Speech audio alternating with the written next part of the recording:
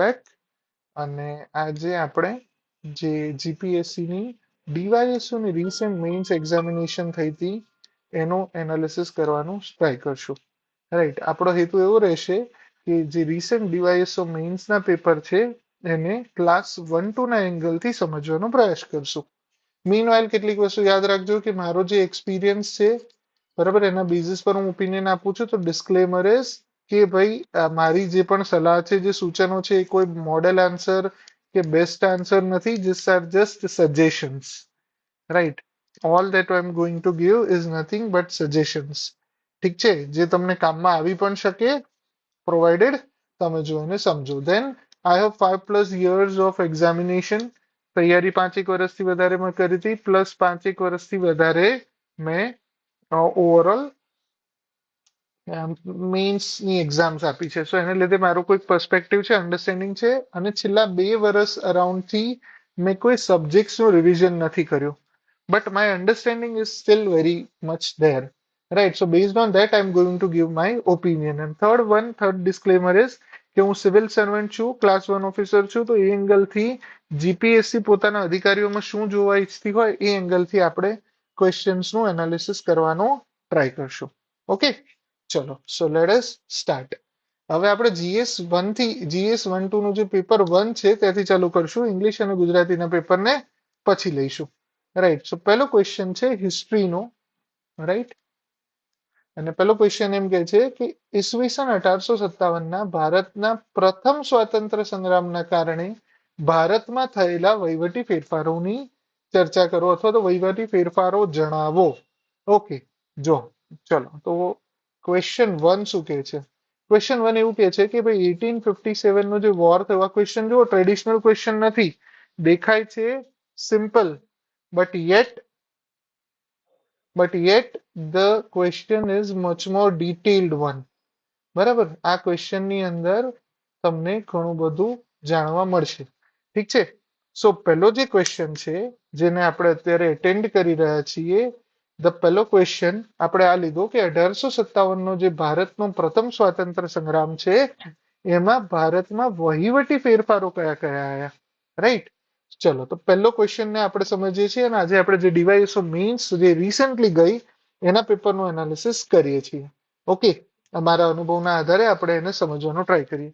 જો જનરલી દર વખતે કેવા સવાલ પૂછે કે 1857 નો જે વોર છે, જે વિપ્લવ છે, એમાં કઈ ટ્રેડિશનલ વાતો જ પૂછવામાં આવે કે ભાઈ કેમ થયો, એના કારણોની ચર્ચા કરો ને એના પરિણામોની ચર્ચા કરો ને આ બધું. આ વખતે ક્વેશ્ચન શું છે, થોડો સ્પેસિફિક છે કે ભાઈ આમાં જો પેલી વસ્તુ રેકોગ્નાઇઝ કરી લીધી કે 1857 નું જે પહેલું વોર હતું, ફર્સ્ટ વોર ઓફ ઇન્ડિપેન્ડન્સ, બરાબર, એને લીધે ભારતમાં કોઈ એડમિનિસ્ટ્રેટિવ ફેરફારો થયા તો એ કયા કયા હતા. અને અગેન ખાલી જણાવો કીધું છે, બરાબર, પણ એનો મતલબ એ થયો કે તમારે થોડા રીઝન્સ સાથે એ ફેરફારો કેમ થયા એ પણ સમજાવવાના છે.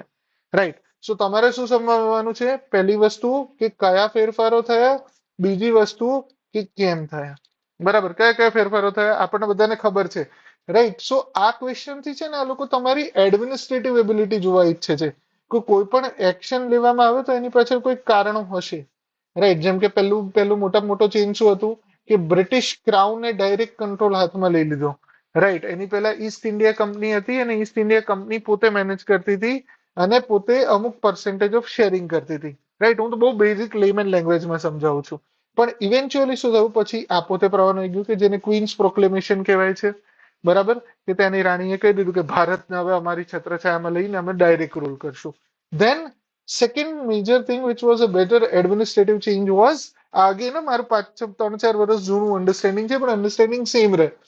The second biggest change which was there because of the 1857 war, એમાં એવું હતું કે એના લીધે શું થયું હતું કે બ્રિટિશર જે છે ને એ લોકોએ એની પાર્લામેન્ટને પાવર આપવાનું ચાલુ કર્યું હતું અને પાર્લામેન્ટ અલગ અલગ એક્ટ થ્રુ વાઇસરોયઝ ને બધું એપોઇન્ટ કરતી. એની પહેલા શું હતા, કંપનીના પર્સોનલ હતા, પણ હવે પાર્લામેન્ટ થ્રુ એકચ્યુઅલી બ્રિટન પોતે એટલે કે લોકોની સરકાર, એટલે એવું કહી શકાય કે ઇન્ડિયાનું જો 1857 પહેલાનું જો એક્સપ્લોઇટેશન એક કંપની દ્વારામાં કરવામાં આવતું હતું, તો 1857 પછીનું ઇન્ડિયાનું એક્સપ્લોઇટેશન એ પ્યોર બ્રિટિશના બધા સિટીઝને કર્યું છે. રાઈટ, ઓલવેઝ રિમેમ્બર કે જો લોકો વડે લોકો દ્વારા ચાલતી સરકાર મેનેજમેન્ટ કરતી હોય તો એકચ્યુઅલી બીજા દેશનું શોષણ કરવામાં પણ બધા જ નો ભાગ સરખો કહી શકાય. So whole exploitation was carried out by them. Then the third change was કે એ લોકો અલગ અલગ હેરાર્કી લાયા અને ઇવેન્ચ્યુઅલી એ લોકો ઇન્ડિયાને રિપ્રેઝન્ટેશન અને ધીમે ધીમે થોડી થોડી લોલીપોપ જેને કહીએ આમ કે લે વકા લોલીપોપ ખા અને ખુશ થઈ જાય એ પ્રકારનું એપ્રોચ લેવાનું ચાલુ કર્યું. So rather than just focusing on અલગ અલગ એક્સ રૂલ્સ આવ્યા, બરાબર, ચાર્ટર એક્ટ કહેવા માંડ્યા કારણ કે ડાયરેક્ટ ત્યાંથી પાર્લામેન્ટના ચાર્ટર દ્વારા આવતા હતા, રાઈટ, ઓફિશિયલ ડોક્યુમેન્ટ દ્વારા. પણ એને આપણે એ રીતે જોવાને બદલે આપણે એવી રીતે સમજશું કે essentially government of good India, good government of India act ને એ બધા નામો આપ્યા હતા ને. સો એસેન્શિયલી આપણે સમજવાનું એ છે કે એ લોકો ધીમે ધીમે એડમિનિસ્ટ્રેટિવ સ્ટ્રક્ચર સોંગ કરતા ગયા, વહીવટી તંત્ર બનાવતા ગયા, પોતે અલગ અલગ એક્ટ્સ લાવતા ગયા. ઇવન તમે જુઓ તો સીઆરપીસી, આરપીસી, બરાબર, સીપીસી જેવા હવે અત્યારે તો રિપ્લેસ થઈ ગયા છે પણ બધા કોડ એકચ્યુઅલી બ્રિટિશ ગવર્મેન્ટ પોતે પાવરમાં આવ્યા પછી બનેલા છે. સો ઇનફેક્ટ ઇન્ડિયાની અંદર રિયલ એડમિનિસ્ટ્રેશન અને રિયલ બ્રિટિશ ગવર્મેન્ટનો રૂલ 1857 ના વોર બાદ ચાલુ થયો. સો આ બધી વસ્તુઓ તમારે કહેવાની છે. I think I would say this was a very good question. બરાબર. સેકન્ડ ક્વેશ્ચન, ગુજરાતના ઇતિહાસમાં સોલંકી રાજવંશે દરેક ક્ષેત્રમાં પોતાની આગવી અને ઊંડી છાપ પ્રસ્થાપિત કરેલ છે. હવે જનરલી મારો હિસ્સો એવો હોય છે કે હું ગુજરાતની જીઓગ્રાફી વિશે મેં બહુ જ ઓછું વાંચેલું છે, રાઈટ. સો હું આ ક્વેશ્ચનમાં બહુ જનરલાઇઝ વાત કરી શકું. તમારી જોડે થોડું સ્પેસિફિક નોલેજ મારા કરતા સારું હશે તો સોલંકી વંશે જે દરેક ક્ષેત્રમાં કામ કર્યું હોય તમે હાઇલાઇટ કરી દો. અધરવાઇઝ ના આવડે તો થોડું લોજિકલ ગેસવર્કથી પણ તમે ક્વેશ્ચનને એટેન્ડ કરી શકો.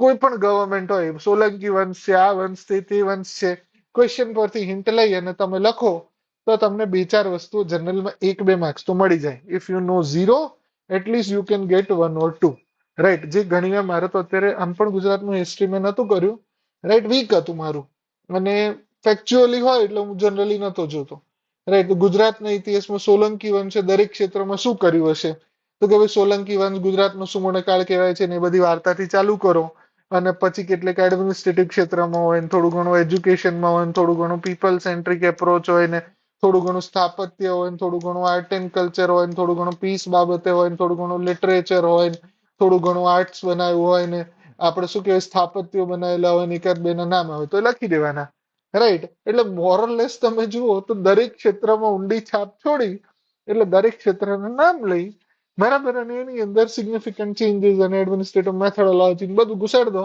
એટલે એટલીસ્ટ તમે પ્યોર ગપ્પા મારો ને તો લોજિકલી તમે ખોટા ના હો માટે 1-2 માર્ક્સ ને તો મેળવવા માટે તમે હકદાર બની શકો. ઠીક છે. બહુ જનરલાઇઝ વાતો કહું છું પણ more or less this is of equal, correct. ચલો, સમજાય છે ને કે ઘણી વસ્તુઓ ના આવડતા છતાં પણ તમારે હેન્ડલ કરવી પડે. થર્ડ ક્વેશ્ચન, ગુજરાતમાં પાટણ જિલ્લો કલા, શિલ્પ, સ્થાપત્ય અને સાહિત્ય ક્ષેત્રમાં પોતાની ઓળખ ઊભી કરે છે. હવે now this is a kind of question કે જે થોડું ઘણું સબ્જેક્ટ એરિયા સ્પેસિફિક નોલેજ ધરાવે છે, બરાબર. આમાં તમને બહુ ના ખબર હોય ને તો પણ તમે થોડું ઘણું ગપ્પા મારી શકો અગેન.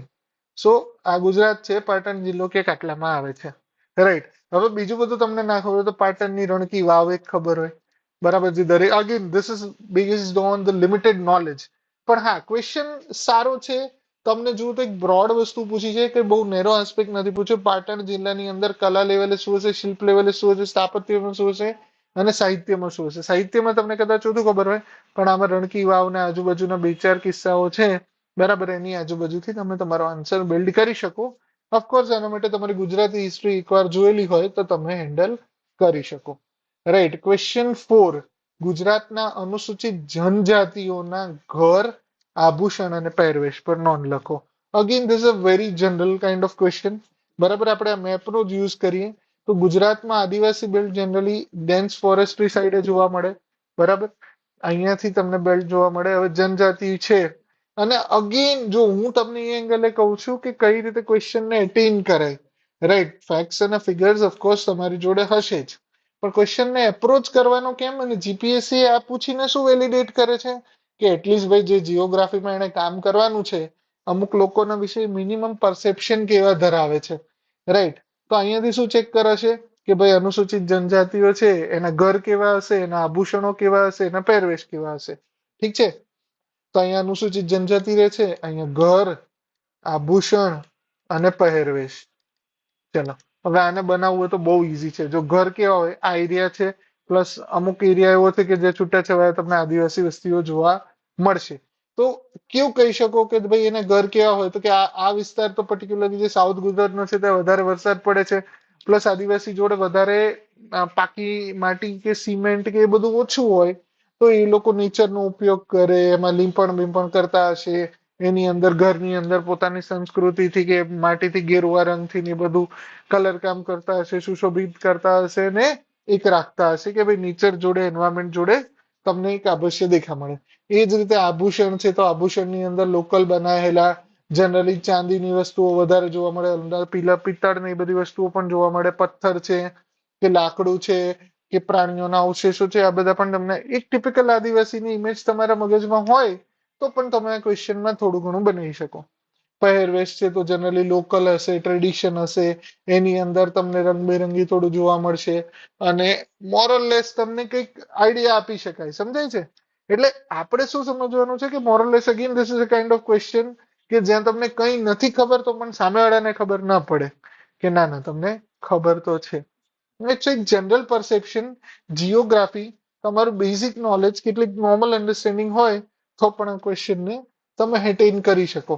જનરલી એક ક્વેશ્ચન હંમેશા યાદ રાખજો, અનુસૂચિત જનજાતિ અથવા તો આદિવાસી વિસ્તારની સંસ્કૃતિ, આર્ટ એન્ડ કલ્ચર પર પૂછાય જ છે, ચાહે એનો મેળો હોય કે બીજી કોઈ વસ્તુઓ હોય. This question is based on geography. એકદમ બેઝિક જીઓગ્રાફીનું અન્ડરસ્ટેન્ડિંગ પૂછ્યું છે. હિમાલયની પર્વતમાળામાંથી નીકળતી નદીઓ નો ભારતના અસ્તિત્વ અને વિકાસ પર ભારે પ્રભાવ છે. ઓકે, ચલો હિમાલયની પર્વતમાળામાંથી નીકળતી નદીઓ. ચલો તો ધેન ધીસ ઇઝ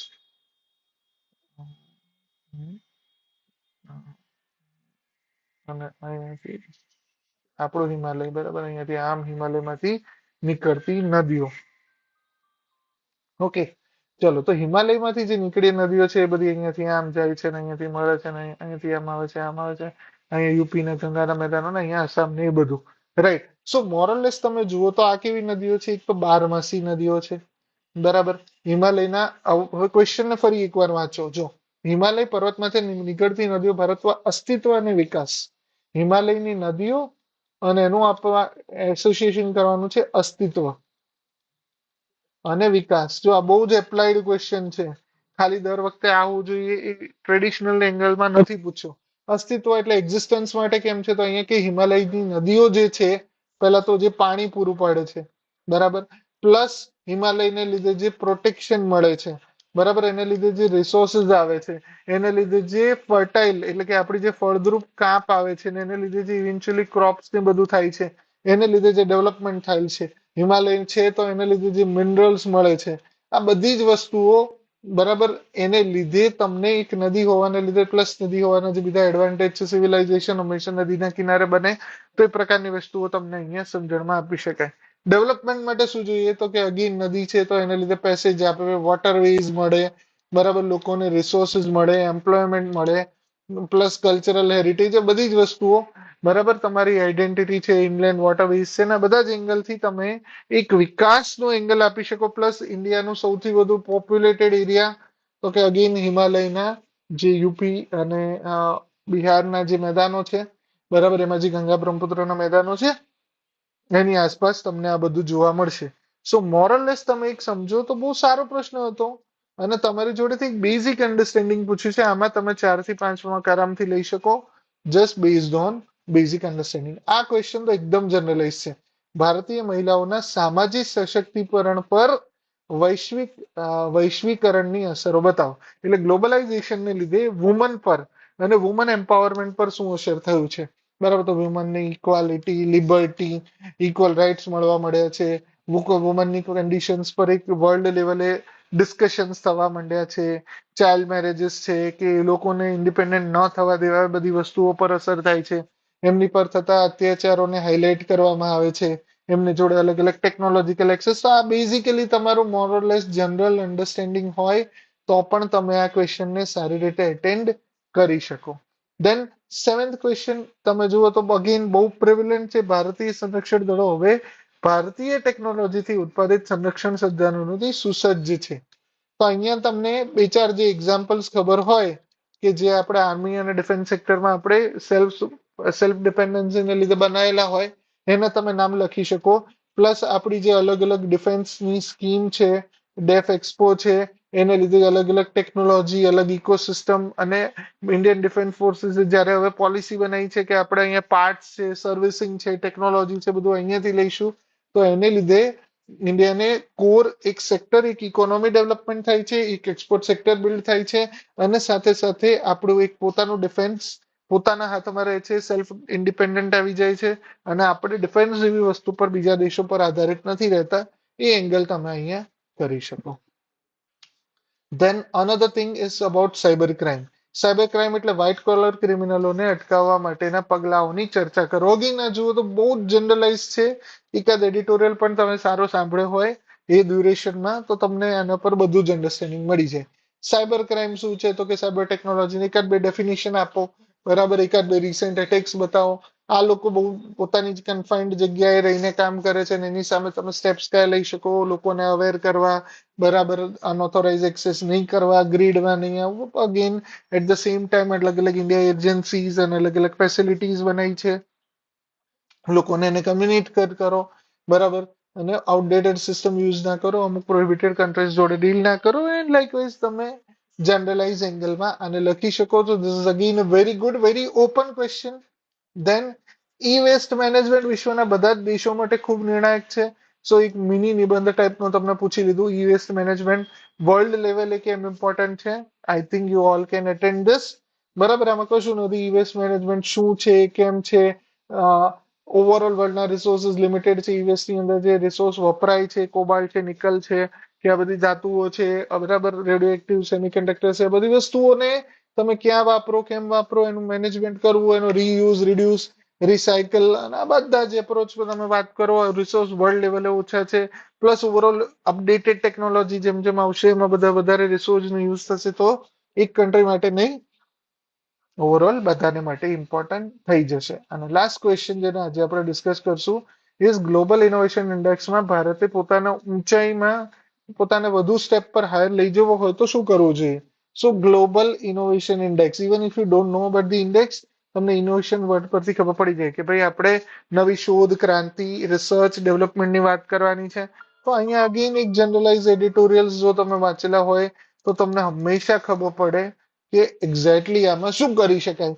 ઇનોવેશનને ડેવલપમાં કરવું હોય તો યુથને બનાવી શકાય, ક્વોલિટી રિસર્ચને પ્રમોટ કરાય, ઓવરઓલ તમે સ્કોલરશિપ્સ આપી શકો, બરાબર, અલગ અલગ લોકો લેવલે અવેરનેસ આવે, અલગ અલગ સ્કીમ્સ છે, બધાને ઇક્વાલિટી અપાય, બહાર ગ્લોબલ એસોસિએશન કરાય, બરાબર, આપણા લોકોને બહાર મોકલાય, બહારના લોકોને અહીંયા લઈ જવાય, અલગ અલગ દેશો સાથે આગળ કરી શકાય અને એક રિસર્ચ એન્ડ ડેવલપમેન્ટમાં ક્વોલિટી આવે એના માટે તમે ફર્ધર સ્ટેપ્સ, ગાઈડલાઇન્સ, આપણે નવી પોલિસી ફ્રેમવર્ક્સ લઈ શકો, ન્યૂ એજ્યુકેશન પોલિસીને ઘોસાડી દો, બરાબર, ઇન્ડસ્ટ્રી અને એકેડેમિયા એસોસિએશનની વાત કરી લો. More or less you can discuss an number of things, right? So I think even with very little reading, majority of question apart from just one or two typical history or cultural questions, many of the question even today I can attend.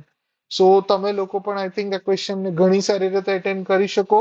સો મોરલેસ તમે trend જુઓ તો recent question પૂછ્યા છે, right? Recent question જે ડિસ્કશનમાં હતા એ question છે, ઓપન એન્ડેડ ક્વેશ્ચન્સ છે. સો તમે અત્યારે જ્યારે તૈયારી કરો છો તો I think you should have to be fearless કે જો એવું કશું નથી કે જે ના આવડે. Right, a person who is out of touch for anything for 2 3 years is still able to answer them logically, of course not in the best way, but yet જો એટલાથી એટેન્ડ થાય તો we are preparing it for the long time, right? So તમારું understanding તમને definitely help કરશે કે તમે આ બધા ક્વેશ્ચનને સારી રીતે એટેન્ડ કરી શકો, right?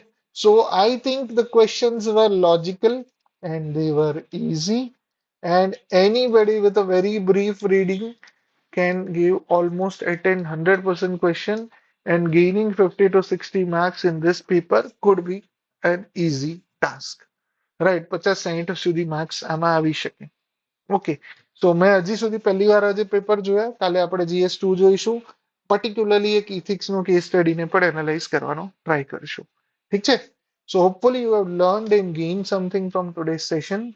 So keep learning, keep enjoying. Bye bye. Take care. આપણે આપણો રેકોર્ડિંગ સેશન આટલે સુધી રાખીએ.